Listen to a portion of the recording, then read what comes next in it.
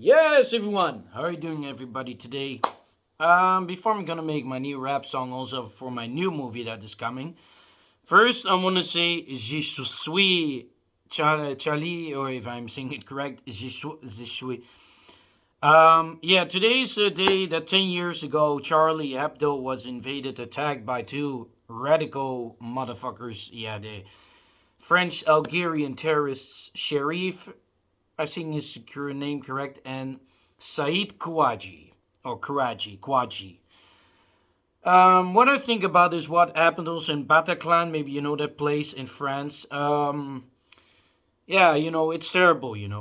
For me, yeah, I don't live there. You can hear it, but well, you think I'm living in the United States? Well, no, I'm living in the Netherlands. But listen up. Why I made this video, of course, is because I want to talk about what I know that day when I saw the news.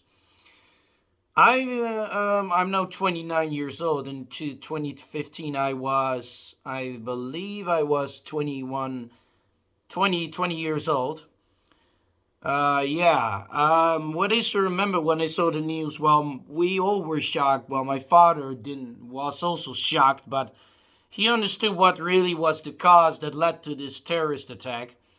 Charlie Hebdo is known by his making its illustrations their so-called sexual concept of Prophet Muhammad and portraying him as some kind of a funny, foolish, dumb prophet in some kind of a comedian, comedic way to portray him as an Islamic clown. Of course, it is maybe bad to portray him, but my friends, if you're a Muslim and you're living here in Europe, I'm not a Muslim, I'm atheist. But if you know the rights and the profits and the freedom we have here in this continent, then you're allowed to make these things. In France, they did this after, I think, for 50 years. So I don't know how long maybe Charlie Hebdo was busy with making these illustrations because it's in French and I can understand that language. I know only some words in French. Only bonjour, yeah. I know sacre bleu, salopard, fiflodon, danser. I really cannot understand language. I only know some words. But in my language, we have, of course, French words. We have trottoir, parapluie, pardon, that means excuse me, pardon. It's also the similar in English. So what I think, it's terrible, what happened. I remember I saw this video when I saw it in the news. There were two guys, masked, had these masks, had AK-47s, body armor. They were dressed black as robbers. They looked like the Hollywood North shootout. Maybe you know that moment you saw that movie about the North Hollywood shootout. These two bank robbers who were shooting at the police with these heavy AK-47 weapons from that country, that flag. Yeah, my mom is originally came from. So yeah, what I think about this tragedy, I see it is the failure and the mistake of the French intelligence service, the French Secret Service. Of course, it was their fault. It was not only the mistake or fault of the terrorists, it was the mistake of the French intelligence service, because these two brothers were known by the French intelligence almost, I think, for a period. So I don't understand, why did you not took these guys out even before they came to Charlie Hebdo? Why? I don't understand. But I know one thing, because the French intelligence were so weak. They were weak, and they just let these guys do their thing, and preparing themselves for this attack. And I know I figured it out today. I saw the news and YouTube, blah, blah. And there was also this guy, Peter Sharif, who was known as Abu Hamza. He was the brain master behind this attack. He's also arrested, so thank God. Thank God he's not dead, but yeah. And so when I saw the news, these guys who were filming on the roof, you know that scene? When they was screaming, Allah Akbar, we killed Charlie Hebdo, we killed in the name of Prophet Muhammad. But let me tell you something.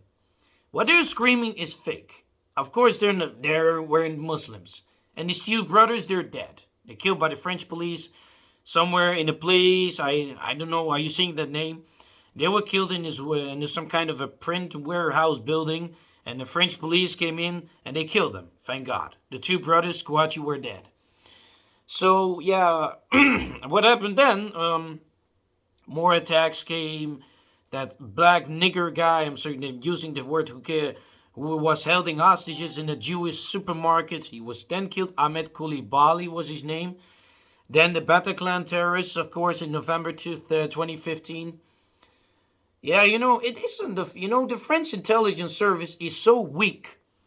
I can say they're weaker than our intelligence service here. Thank God there weren't attacks here before. Only the last attack was in The Hague. There was an explosion. And that was not a terrorist attack, but it was more a revenge against the government we have.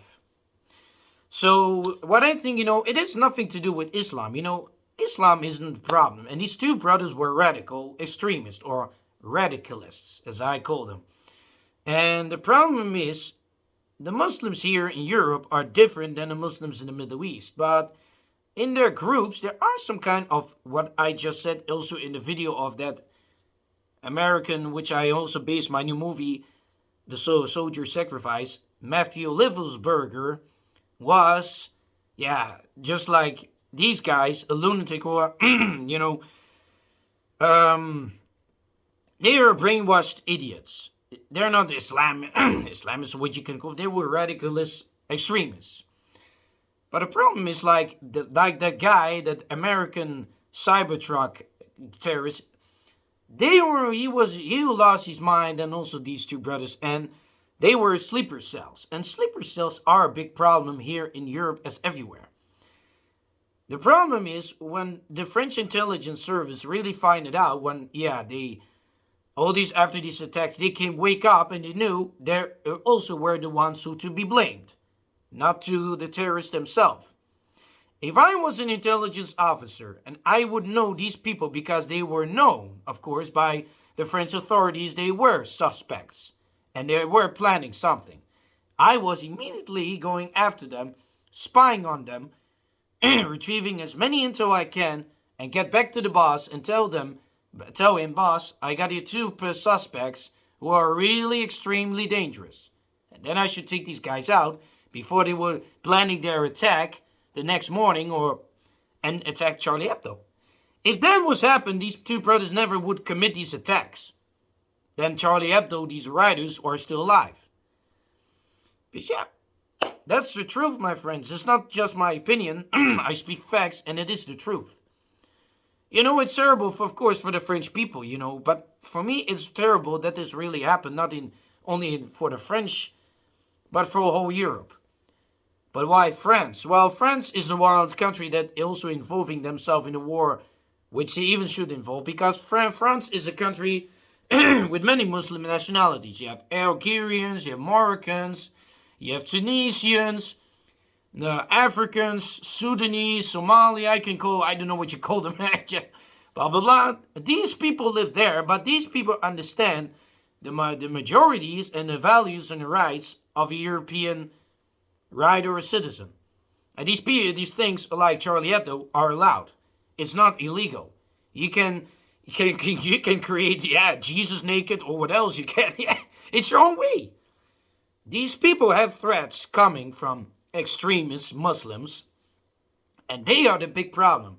It is not Islam who is the big problem. It is these Muslims who are the big problem. These Muslims are a big problem in their religion. As my father told me, Prophet Muhammad, after he couldn't, when Prophet Muhammad was alive in many, of course, 1,000 years, I wasn't born, my parents, maybe my great ancestors, he had so many problems with these Arabs. And these people are Arabs themselves. The Tunisian brothers there are even Arabs. Or maybe North Africans, but we call them just Arabs. My father, me, the Afghan people. Why do you have these three Muslim groups? The Sunnites, Shiites, and Alawites. My father told me Prophet Muhammad had so many trouble with these people because they couldn't argue that he was the prophet of God, Allah. That's the word in Arabic for God. And so they made trouble, and Prophet Muhammad had so enough of them that he just said, fuck off, leave me alone, I'm not gonna talk with you anymore. And when he died, these three tribes or three religious cults came out of Islam, out of the Middle East. That's how it happened. If you're asking a Muslim or an Imam, he should say, I'm true. Maybe he doesn't like what I'm saying, but yeah, that's what my father told me when this all happened, and he was right. It isn't the problem, isn't Islam, it is these Muslims who are the problem. These Muslims, these three groups who are the problem, fighting and killing each other. And that's what Arabs are and what they want. These three groups believe in their so-called ideology, which they believe. One is saying that Prophet Muhammad is the only God. They said that Ali, what I know in the Quran, was the only son of God. No, the others say no, it is Prophet Muhammad who is the messenger. Yeah, we can discuss this all the time and the hours, but this is the truth, what really happened, and it's saying even in Islamic history. My father have wrote that all, so he is not dumb. And you know, from when he saw this all the time in the news, you know, those bomb attacks or what you can call it, he knew exactly what, and of course, how Arab people are. They are dumb and foolish people from the top of the bottom to the head to the toes. And he know why. Because of that problem, Prophet Muhammad have faced that millennium, 1,000 years ago, and still we have it today. It is the Arab society and their mentality that Arab people are so barbaric and rebellious people, they can't argue with each other about their God and killing each other. That's a fact. Even these Arab people themselves know it. Because they are lazy, dumb people. For this comes some kind of people, you need dictators, but like Saddam Hussein was, Gaddafi, to stabilize these people. Or else what you will get is that mess you had in Iraq, Syria, Syria, it's calm, there is no war there, but we never know. Because it's fallen in the hands of these same extremist people. In Libya it happened, so yeah. That's why my father said, in these countries you need a dictator. In Afghanistan you need one, not the Taliban. You need a dictator who knows what to do for the country and stabilizes people. The prisons are not nice, but that's how it is. And you can accept it or leave it. That's my same message I wanted to say to these extremist Muslims or whatever you are. If you don't like Europe or you don't like our values, our rights, get the fuck out of here. Go somewhere else to South America, I don't know, China, East China, South Asia, or back to your own Middle East place and stay there and be happy with it. That's my message to those people, those Islamic radical extremists or fanatic believers. You know, Europe is known have human rights, have freedom, so accept it. You know, I can understand and imagine why could this happen, but it is what I just said. It is Europe, and Europe is it is different than, of course, the Middle East. There's a huge difference between the Middle East, their society, and the European society. So I think everything what I'm saying is true. It's not bullshit. My father told me even, the difference between here and there. And the same word God or Allah is the same person they all believe in. So I don't understand where this violence is coming from. Of course, okay, I understand. You may be Charlie Hebdo. It isn't not nice how he portrayed the Prophet, but that's Europe. Deal with it. If you don't like it, get out of here. If you don't like how he's been drawn, or else don't look at it. Just do your own things, your own life. Enjoy it, and don't go search it up. Or go away from Europe. Yeah, you know, my friends, I feel so bad. Not sorry, but bad for the French people. You know, when I saw what happened in Bataclan, it's terrible. But you know what it is? I know exactly how they work. My father also told me how these terrorists work. First, they gather each other in a secret place or unknown location. They gathering each other, they get the weapons, because buying weapons here, it is illegal, but if you want the AK-47, the black market is free. And the smuggling it here, in a country like France, the French border police, and they're also weak, so that's why they could also get these weapons. How they could they could get those weapons, those masks? They just buy it on internet. On internet, you can buy everything. Believe me, everything. if you can buy a Nazi flag or what else, Nazi officer uniforms, then you know what I'm saying to you. Even those uniforms and that flag. If you can buy a Nazi flag or an Islamic ISIS flag, you know what you need to do. Internet is a free social network. So, yeah, what I just said, yeah, it is, well, yeah, when they're gathering each other, then they organize a meeting, and then they said, brothers, listen, we have to attack the next cities in the name of Allah, and we're gonna kill the infidels and kill the disbelievers. But that's all bullshit, it's insane. But this is how they work. Then they get the vehicle ready, they calling their brothers, hey Muhammad, you're coming here? Hey Omar, are you ready? Hey, I don't know, Sharif, hey Salim, are you ready? We're gonna attack, and it's time to attack, to wake up Europe. That's how they do it. That's how they prepare this terrorist plan.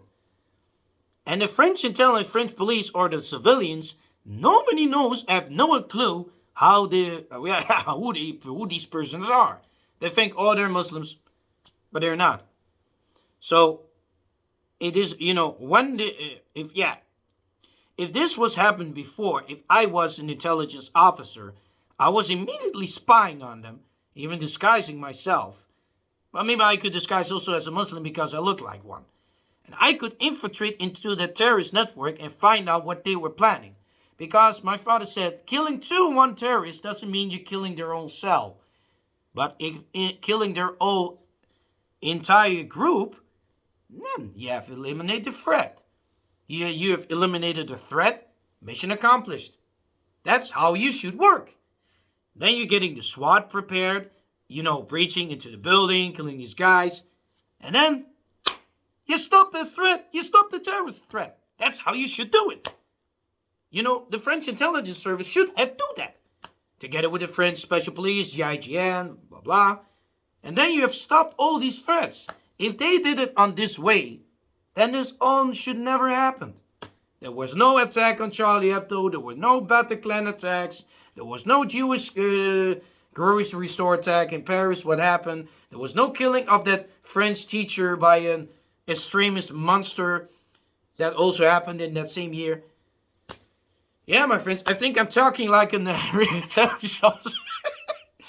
But I'm speaking the truth. My father told me how you should stop those threats. You just infiltrate, spying on them, and not only on one or two. You should spy on their whole group and finding out where exactly are they, where are the addresses, looking in their phones, looking in their papers, tracking their families, not just one, because the whole family could be even extremist. You don't know. So, if you do that, then you got the whole terrorist gang in custody, or just killing them. For me, kill those people. They don't deserve to live. Yeah, my friends, that's how I should do it. I should sacrifice my life to get these evil, monsters. And then you have saved a lot of thousands of lives.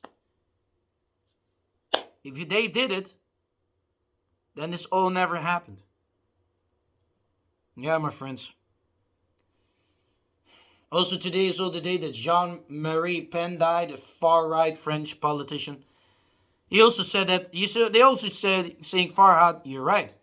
And my father too, because my father knew how these terrorists working, how they gathering, how they planning, and where they going to strike. And of course, their major goal is in big city, which many people come. Doesn't matter, restaurant, a cinema. They want, or football stadium. Also, that same night, a terrorist also blew himself up during that soccer match. I don't know which one. Also that day in Bataclan. If you know in these terrorists, if you know who they are, and you texting your, a reminder, if this was a movie, and you seeing your agents, you texting them, I see him, arrest him. I see the guy, take him, now. And then you get him and grab him before he would, pressing the button and blew himself up. Maybe, he would be killed, but you stopped this terrorist attack before he would attack these whole people. Yeah, my friends. I think this is a big lesson for Europe, as for the French government, of course, and every government in Europe, how you should stop those attacks. If you know a terrorist or a person who's radical, who is extremist, of course by the neighbors, then you should immediately going after him or spying at him. Not just let them wait and do their thing, or else you know what's going to happen and you're seeing it the next day on the news. Terrorist attack here. Terrorists have attacked here. This man has killed a woman, an undisbeliever, a Christian. Why? Because the intelligence service or the police are weak and doing nothing. And if they do this on the way as I should do it, then you stop the whole threat. And all people were all happy. And you were congratulating, you get a medal, and they're all seeing you as a real hero. Right? We wanted to save and protect our people, like the police saying, so I think that's the way we should do it. It doesn't matter if you're getting killed, shot. The important thing is, these terrorists need to be stopped, eliminated. Doesn't matter how, but stop them before they will commit their attacks. They're going to this place and they're killing everybody. We should all stop that. On that plan, that idea, how I should do it. As my father was inside there, he also should do that. It doesn't matter. Well, he's an Afghan. He's not afraid for death. Me too. I'm not afraid for death, but yeah. If I did that job, I'm afraid to death. If I was there in that same scenario, maybe in Charlie, I was scared, man. I was scared if that guy was pointing that AK-47.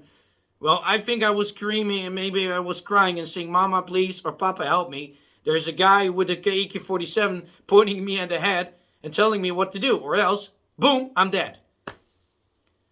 So yeah, my friends, I think this is a big lesson for Europe. As for our European society, I think I've said enough. I end this video. And yeah. I think, yeah. You know, I'm crying. A little bit crying, man. It's a shame, you know. I hope you should understand this. So that's it. Au revoir. And I'll see you to the next video. And remember, I'm not against Muslims. I'm not against Islam. But I'm against those extremists who are against Islam and against Europe as well. And other religions. Well, have a nice evening. Thanks. See you. This was F. Mobin Afghanka. I'm out. Over and out.